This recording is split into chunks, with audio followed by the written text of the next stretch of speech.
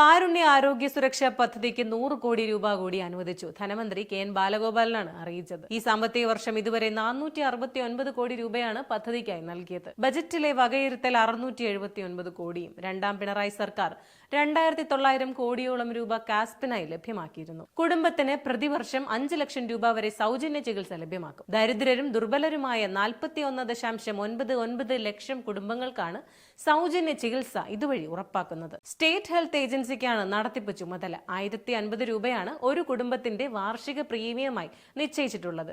18.02 ലക്ഷം കുടുംബത്തിന്റെ പ്രീമിയം പൂർണ്ണമായും സംസ്ഥാന സർക്കാർ വഹിക്കും. 23.97 ലക്ഷം കുടുംബത്തിന്റെ വാർഷിക പ്രീമിയത്തിൽ 418 രൂപ 80 പൈസയാകും സംസ്ഥാനം വഹിക്കുക.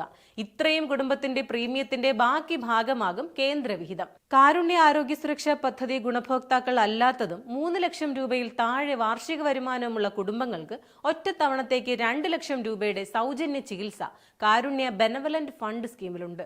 കിഡ്നി സംബന്ധമായ അസുഖങ്ങൾക്ക് 3 ലക്ഷം രൂപ വരെ സൗജന്യ ചികിത്സയും ലഭ്യമാകും. കാസ്പ് ചികിത്സ ലഭ്യമാകുന്ന എല്ലാ ആശുപത്രിയിലും KBF ആനുകൂല്യവും ലഭ്യമാകും. കാരുണ്യ ആരോഗ്യ സുരക്ഷ എന്നത് ആരോഗ്യ പരിരക്ഷാ പദ്ധതിയാണ്.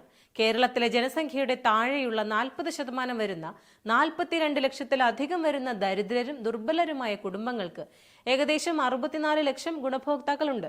സെക്കൻഡറി ടെർഷറി കെയർ ഹോസ്പിറ്റലിനായി ഒരു കുടുംബത്തിന് പ്രതിവർഷം 5 ലക്ഷം രൂപ നൽകും. 60:40 എന്ന അനുപാതത്തിൽ പ്രീമിയം പങ്കിടുന്ന കേന്ദ്ര സംസ്ഥാന സർക്കാർ സംയോജിത പദ്ധതിയാണിത്.